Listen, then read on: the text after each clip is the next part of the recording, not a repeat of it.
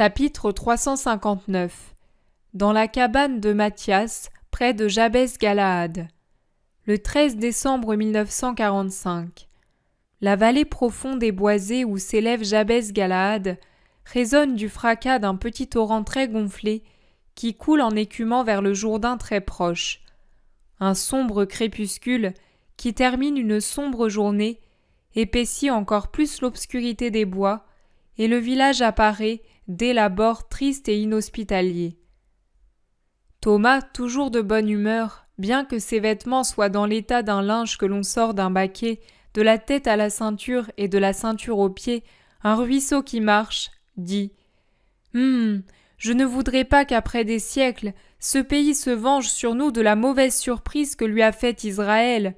Assez, allons souffrir pour le Seigneur. » Les gens ne les brutalisent pas, cela non, mais ils les chassent de partout en les traitant de voleurs et pire encore.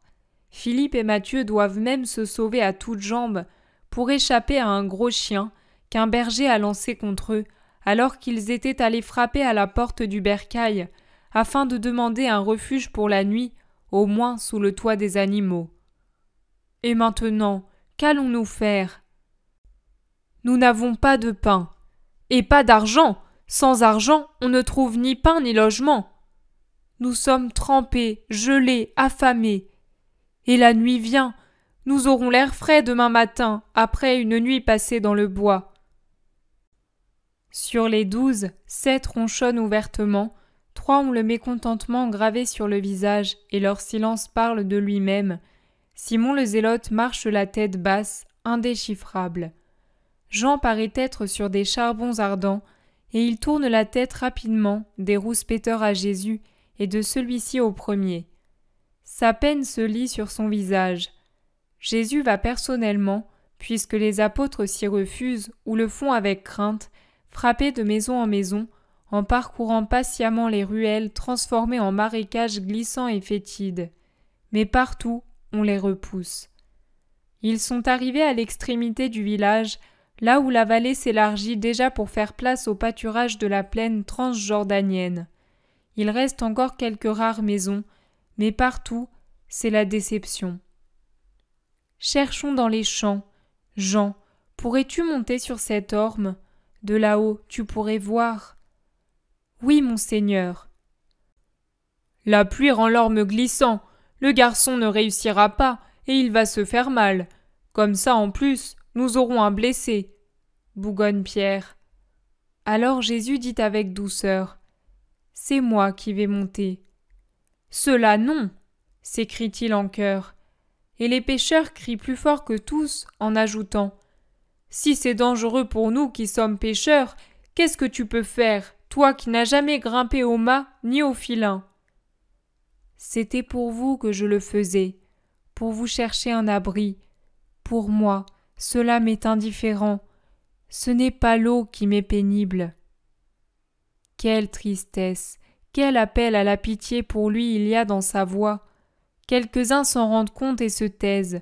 D'autres, il s'agit de Barthélemy et de Matthieu, disent « Maintenant il est trop tard pour y parer, il fallait y penser avant. » Oui, et ne pas faire de caprice en voulant partir de Péla malgré la pluie. Tu as été entêté, imprudent, et nous en subissons les conséquences. Qu'est-ce que tu veux arranger maintenant ? Si nous avions une bourse bien garnie, tu verrais que toutes les maisons se seraient ouvertes. Mais toi, pourquoi ne fais-tu pas un miracle, au moins un miracle pour tes apôtres ? Tu en fais même pour les indignes, dit Judas en gesticulant comme un fou, agressif au point que les autres, bien qu'en partie du même avis, éprouvent le besoin de le rappeler au respect. Jésus semble déjà être le condamné qui regarde avec douceur ses bourreaux, et il se tait. Ce silence qui depuis quelque temps devient plus fréquent chez Jésus, prélude au grand silence devant le Sanhédrin, devant Pilate et Hérode. Il me fait beaucoup de peine. On dirait ces pauses de silence fréquentes dans les gémissements d'un mourant, qui ne sont pas du calme dans les douleurs, mais le prélude à la mort. Ces silences de Jésus me semblent crier plus fort que toute parole, et dire toute sa souffrance devant l'incompréhension des hommes et leur manque d'amour. Et sa douceur sans réaction, cette attitude debout, tête un peu baissée, me le font déjà apparaître comme enchaîné, livré à la haine des hommes. « Pourquoi ne dis-tu rien ?» lui demande-t-il. « Parce que je dirai des paroles que votre cœur ne comprendrait pas à cette heure. Allons, nous marcherons pour ne pas nous geler. Et pardonnez. » Il se retourne rapidement pour se mettre à la tête de la troupe qui éprouve quelque pitié tout en l'accusant un peu et en donnant raison aux compagnons. Jean ralentit et reste en arrière, mais de manière que personne ne s'en aperçoive. Puis, il se dirige vers un arbre élevé qui me semble être un peu plié ou un frêne. Il enlève son manteau et sa tunique et à demi nu se met à grimper non sans peine, jusqu'à ce que les premières branches lui facilitent la montée. Il monte comme un chat. Parfois aussi il glisse, mais il se reprend et le voilà presque au sommet. Il scrute l'horizon éclairé par les dernières clartés du jour. En effet, comme les nuages couleur de plomb se sont un peu éclaircis, il fait moins sombre dans la plaine que dans la vallée. Il inspecte dans toutes les directions et finalement, il fait un geste de joie. Il se laisse glisser rapidement à terre, reprend ses vêtements et se met à courir pour atteindre et dépasser ses compagnons. Il arrive à côté du maître, tout essoufflé par sa course. Il lui dit « Une cabane, Seigneur, une cabane du côté de l'Orient, mais il faut revenir en arrière. Je suis monté sur un arbre. Viens, viens !» Moi, je vais avec Jean de ce côté. Si vous voulez venir, venez. Sinon, continuez jusqu'au prochain village le long du fleuve. Nous nous retrouverons là, dit Jésus d'un ton sérieux et résolu. Tous le suivent à travers les prés détrempés. Mais on retourne vers Jabès. Moi, je ne vois pas de maison. Qui sait ce qu'a vu le garçon? Une meule de paille peut-être, ou la cabane d'un lépreux. Nous allons achever de nous tremper. Ces prés sont de vraies éponges, maugraient les apôtres. Mais ce n'est pas une cabane de lépreux, ni une meule de paille que l'on aperçoit derrière un rideau d'arbres. C'est une cabane, cela oui. Elle est large, basse, semblable à un pauvre bercail, à moitié couverte de paille avec des murs de terre que maintiennent péniblement au coin des soutènements de pierres brutes. Une enceinte de pilotis entoure la maisonnette et à l'intérieur, il y a des légumes trempés d'eau. Jean appelle. Un vieil homme paraît. Qui est-ce? Des pèlerins en route pour Jérusalem, un abri pour l'amour de Dieu, dit Jésus. Toujours, c'est un devoir, mais vous tombez mal, j'ai peu de place et pas de lit. Peu importe, tu auras du feu au moins. L'homme manœuvre la serrure et l'ouvre. Entrez, et que la paix soit avec vous. Il traverse le minuscule potager et entre dans la pièce unique qui sert de cuisine et de chambre à coucher. Un feu brille dans la cheminée. C'est pauvre, mais bien en ordre. Comme mobilier, juste l'indispensable. Voyez, je n'ai que le cœur qui soit grand et bien disposé, moi. Mais si vous n'êtes pas trop exigeant, avez-vous du pain? Non, une poignée d'olives. Moi, je n'ai pas de pain pour tout le monde, mais je vais vous faire un plat avec du lait. J'ai 2 brebis, elles me suffisent. Je vais les traire. Voulez-vous me donner vos manteaux? Je vais les étendre dans le bercail, là derrière. Ils vont sécher un peu, et demain, près du feu, on fera le reste. L'homme sort, chargé d'étoffes humides. Tout le monde entoure le feu et se réjouit de sa chaleur. L'homme revient avec une natte grossière. Il l'étend. Enlevez vos sandales, je les débarrasserai de la boue et je les pendrai pour qu'elles sèchent, et je vais vous donner de l'eau chaude pour vous laver les pieds. La natte est rustique, mais propre et épaisse. Ce sera plus agréable pour vous que le sol humide et froid. Il détache un chaudron rempli d'eau verdâtre, car il y fait bouillir des légumes, et il en verse la moitié dans une bassine et la moitié dans une cuvette. Il y ajoute de l'eau froide et dit « Voilà pour vous remettre en forme. Lavez-vous. Voici un linge propre. » Tout en parlant, il s'occupe du feu et le ravive, verse le lait dans un chaudron, le met sur le feu. Dès qu'il bout, il y jette des graines qui me semblent être de l'orge écrasé et du mil broyé. Puis, il remue sa bouillie. Jésus, qui a été l'un des premiers à se laver, s'approche de lui. Que Dieu te fasse grâce pour ta charité. Je ne fais que rendre ce que j'ai eu de lui. J'ai été lépreux, de 37 à 51 ans. Puis j'ai été guéri. Mais au village, j'ai trouvé mes parents morts, ainsi que ma femme, et ma maison dévastée. Et puis, j'étais le lépreux. Je suis venu ici et je me suis fait un nid. Par mes propres moyens et avec l'aide de Dieu. D'abord, une cabane de jonc, puis une de bois, puis des murs. Tous les ans, j'ajoute quelque chose de nouveau. L'an dernier, j'ai fait le local des brebis. Je les ai achetées en fabriquant des nattes que je vends et de la vaisselle de bois. J'ai un pommier, un poirier, un figuier, une vigne. Par derrière, j'ai un petit champ d'orge, par devant les légumes. 4 couples de colombes, 2 brebis. Dans quelque temps, je vais avoir des agneaux. Espérons que ce sera des agnelles cette fois. Je bénis le Seigneur et je ne demande pas davantage. Et toi, qui es-tu? Un Galiléen. Tu as des préventions? Aucune, bien que je sois de race judéenne. Si j'avais eu des fils, j'aurais pu en avoir un comme toi. Je sers de père aux pigeons. Je me suis habitué à rester seul. Et pour les fêtes? Je remplis les mangeoires et je m'en vais. Je loue un âne, je cours, je fais ce que j'ai à faire et je reviens. Il ne m'a jamais manqué une feuille. Dieu est bon. Oui, avec ceux qui sont bons et ceux qui le sont moins. Mais les bons sont sous son aile. Oui, c'est ce que dit Isaïe. Moi, il m'a protégé. Tu as été lépreux cependant, remarque Thomas. Et je suis devenu pauvre et seul. Mais voilà, c'est une grâce de Dieu d'être redevenu un homme et d'avoir un toit et du pain. Mon modèle dans le malheur, c'est Job. J'espère mériter comme lui la bénédiction de Dieu, non en richesse, mais en grâce. Tu l'auras, tu es injuste. Comment t'appelles-tu? Mathias. Il détache son chaudron, le dépose sur la table, y ajoute du beurre et du miel, remue, remet le tout au feu et dit « Je n'ai que 6 récipients en comptant les assiettes et les écuelles. Vous les prendrez à tour de rôle. » Et toi? Celui qui offre l'hospitalité se sert en dernier. Les frères que Dieu envoie passent en premier.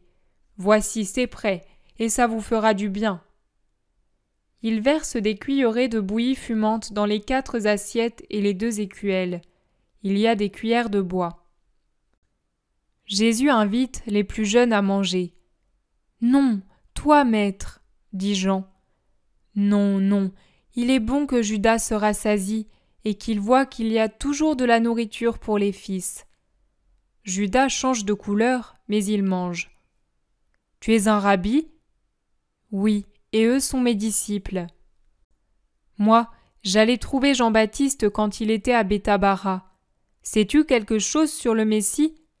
On dit qu'il est venu et que Jean l'a montré. Quand je vais à Jérusalem, j'ai toujours l'espoir de le voir, mais je n'y suis pas arrivé. J'accomplis le rite et je m'en vais. C'est à cause de cela que je ne le vois pas. Ici, je suis isolé et puis les gens ne sont pas bons en Pérée. J'ai parlé à des bergers. Ils viennent ici pour les pâturages. Eux savaient, ils m'ont raconté. Quelle parole! Qu'est-ce que ce doit être quand c'est lui qui les dit? Jésus ne se dévoile pas. C'est à son tour de manger, et il le fait avec sérénité près du bon vieillard. Et maintenant, comment allons-nous faire pour dormir? Je vous cède mon lit, mais je n'en ai qu'un. Moi, j'irai avec les brebis. Non, c'est nous qui irons avec elles. Le foin est bon quand on est fatigué. Le souper est fini, et ils pensent à se coucher pour partir à l'aurore. Mais le vieil homme insiste, et c'est Matthieu, très enrhumé, qui prend son lit.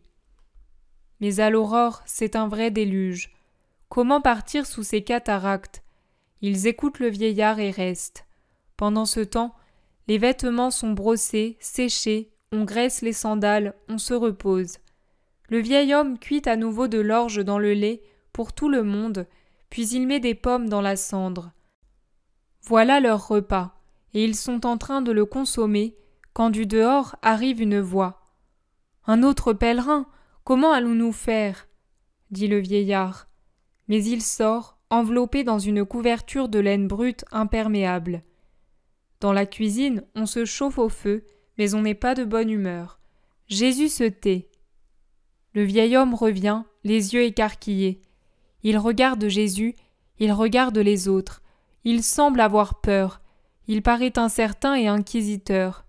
Enfin il dit « Le Messie est-il parmi vous ? Dites-le-moi. Les habitants de Péla le cherchent pour l'adorer, à cause d'un grand miracle qu'il a fait. Ils ont frappé depuis hier soir à toutes les maisons, jusqu'au fleuve, jusqu'au premier village. Maintenant, en revenant, ils ont pensé à moi. Quelqu'un leur a indiqué ma maison. Ils sont dehors avec des chars, une foule. » Jésus se lève. Les 12 le supplient. « N'y va pas. Puisque tu as dit qu'il était plus prudent de ne pas s'arrêter à Péla, il est inutile de te montrer maintenant. » « Mais alors, ô béni, béni es-tu, ainsi que celui qui t'a envoyé. Et moi qui t'ai accueilli, tu es le Rabbi Jésus. Lui, oh !» L'homme est à genoux, front à terre. « Oui, c'est moi. Mais laisse-moi aller vers ceux qui me cherchent, puis je viendrai à toi, brave homme. » Il dégage ses chevilles serrées par les mains de son hôte et sort dans le potager inondé. « Le voilà, Hosanna !» Il saute des chars, il y a là des hommes et des femmes, le petit aveugle d'hier et sa mère, ainsi que la Gérasénienne. Sans se soucier de la boue, il s'agenouille et le supplie. « Reviens, retourne sur tes pas, chez nous, à Péla. »« Non, à Jabès !» crient d'autres, certainement originaires de là-bas. « Nous te voulons, nous regrettons de t'avoir chassé. » crient les habitants de Jabès. « Non, chez nous, à Péla où ton miracle est vivant. Pour eux les yeux, pour nous la lumière de l'âme. » « Je ne peux pas. Je vais à Jérusalem, c'est là que vous me trouverez. » « Tu es fâché parce que nous t'avons chassé. Tu es dégoûté parce que tu sais que nous avons cru aux calomnies d'un pécheur. » La mère de Marc se couvre le visage en pleurant. « Dis-lui de revenir, Jaïas, à lui qui t'a aimé. »« Vous me trouverez à Jérusalem. Allez et persévérez. Ne ressemblez pas au vent qui souffle dans toutes les directions. Adieu. »« Non, viens, nous te prendrons de force si tu ne viens pas. »« Vous ne lèverez pas la main sur moi, c'est de l'idolâtrie, pas de la vraie foi. La foi croit même si elle ne voit pas, elle persévère même si on la combat. Elle grandit même sans miracle. Je reste chez Matthias qui a su croire sans rien voir et qui est injuste. Accepte au moins nos dons, de l'argent, du pain. On nous a dit que vous avez donné tout ce que vous aviez à Jaïas et à sa mère. Prends un char, tu t'en serviras pour le trajet. Tu le laisseras à Jéricho chez l'hôtelier Timon. Prends-le, il pleut, et il va encore pleuvoir. Tu seras à l'abri, tu iras plus vite. Montre-nous que tu ne nous hais pas. » Jésus d'un côté de la palissade et eux de l'autre, en effervescence, ils se regardent. Derrière Jésus se tiennent le vieux Matthias à genoux, bouche bée, et les apôtres debout. Jésus tend la main en disant « J'accepte pour les pauvres, mais je ne veux pas du char. Je suis le pauvre entre les pauvres. N'insistez pas. Jaïas, sa mère et toi, femme de Gérasa, venez que je vous bénisse en particulier. » Et quand ils sont près de lui, Matthias leur a ouvert la clôture. Il les caresse, les bénit et les congédie. Puis, il bénit les autres qui se sont groupés sur le seuil en donnant aux apôtres de l'argent et des vivres, et il les congédie. Il rentre dans la maison. « Pourquoi ne leur as-tu pas parlé ?» Le miracle des 2 aveugles est parlant par lui-même. pourquoi n'as-tu pas pris le char ? Parce qu'il est bon de marcher. Il se tourne vers Matthias. Je t'aurai récompensé par ma bénédiction. Maintenant, je peux y ajouter un peu d'argent pour les frais que nous t'avons causés. Non, Seigneur Jésus, je n'en veux pas. Je l'ai fait de bon cœur. Et maintenant, je le fais pour servir le Seigneur. Le Seigneur ne paie pas. Il n'y est pas tenu. C'est moi qui ai reçu, pas toi. Ah, quelle journée! Son souvenir durera pour moi jusqu'à l'autre vie. Tu as raison. Tu trouveras ta miséricorde envers les pèlerins, inscrite dans le ciel, et de même ta promptitude à croire. Dès que le temps va un peu s'éclaircir, je te quitterai. Eux pourraient revenir. Ils insistent tant que le miracle les frappe, puis redeviennent aussi engourdis qu'avant, sinon même ennemis. Je m'en vais. Jusqu'à présent, je suis resté pour essayer de les convertir. Maintenant, je viens et je passe sans m'arrêter. Je vais vers mon destin qui me presse. Dieu et l'homme m'éperonnent, et je ne puis m'arrêter. L'amour m'aiguillonne et leur haine aussi. Celui qui m'aime peut me suivre, mais le maître ne court plus après les brebis récalcitrantes. « Ils ne t'aiment pas, maître divin ?» demande Matthias. « Ils ne me comprennent pas. Ils sont méchants. Ils sont appesantis par les concupiscences. L'homme n'ose plus être en confiance comme avant. Il semble être devant un autel.